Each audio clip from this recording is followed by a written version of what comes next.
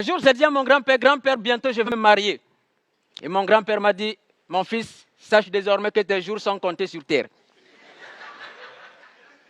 Je lui ai dit, mais pourquoi grand-père? Il me dit, parce que le mariage, c'est la seule guerre avec laquelle tu dors avec ton ennemi tous les jours.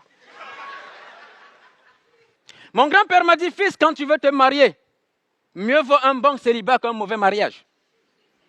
Il m'a dit, quand tu veux épouser une femme, demande à Dieu de t'aider pour que tu trouves la bonne femme. Car si tu trouves une mauvaise femme, tu risques de faire une crise d'AVC. Et lorsqu'il est causé par une femme, AVC signifie arrête de vivre, connard.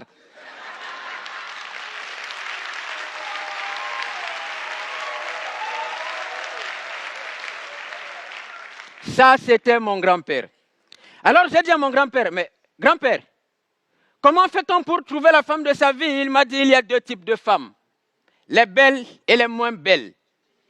Mais si tu veux la paix dans ton foyer, n'épouse jamais une belle femme. Car qui épouse une belle femme a les mêmes problèmes que celui qui cultive son champ de maïs au bord de la route.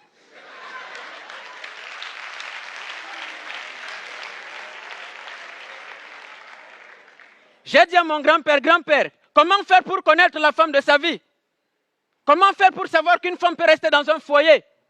Et mon grand-père m'a dit, observe le comportement de ta belle-mère. Les tigres ne donnent pas naissance aux agneaux.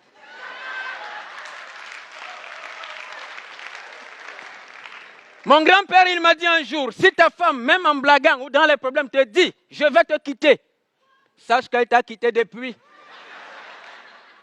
Et si tu la vois simplement à côté de toi, sache qu'elle attend simplement que ton rival lui envoie les sous pour déménager. Je n'ai pas écouté les conseils de mon grand-père, je me suis marié. 2 mois après, ma femme m'a quitté. Elle a épousé un idiot qui venait de l'Europe, parce qu'il lui avait promis le paradis sur terre.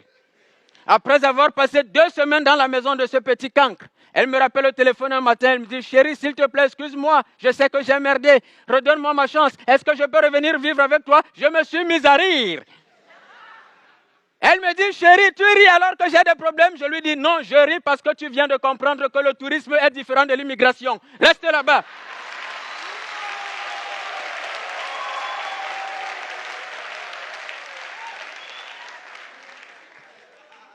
Je suis allé voir mon grand-père.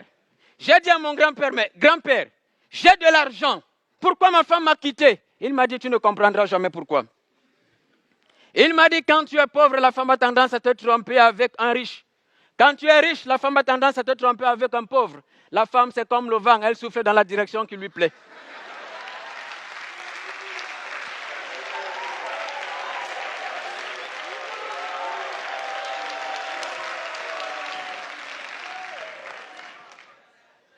J'ai dit à mon grand-père, grand-père, j'aime mal. S'il te plaît, grand-père, permets-moi de comprendre la femme. Mon grand-père a ri. Je lui ai dit, ma femme m'a dit qu'elle me sera fidèle. Pourquoi elle m'a trompé? Mon grand-père m'a dit, la fidélité aujourd'hui, cher fils, à l'heure des nouvelles technologies, ne se déclare plus avec la bouche, mais c'est dans le téléphone. Je lui dis, pourquoi? Il me dit, parce que pour déshabiller ton partenaire, tu n'auras jamais besoin de code. Mais pour allumer le téléphone de ton partenaire, il te faudra un code, car nos téléphones sont devenus plus intimes que nos parties intimes.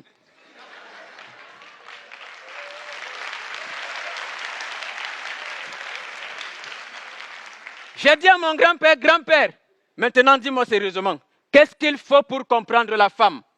Et mon grand-père m'a dit, mon fils, aucune science, aucune étude, aucune analyse médico-légale, aucune doctrine, aucune religion ne comprendra la femme.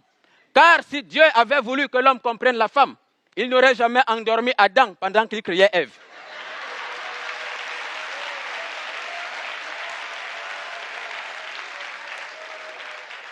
Et moi, j'ai dit à mon grand-père ce jour, grand-père, je comprends maintenant d'où provient l'incompréhension de la femme vis-à-vis de l'homme. Pourquoi Dieu a fait cela? Pourquoi Dieu a-t-il endormi l'homme pendant qu'il créait la femme? Et mon grand-père m'a dit, c'était simplement pour que l'homme aime la femme sans se poser de questions. Bonsoir.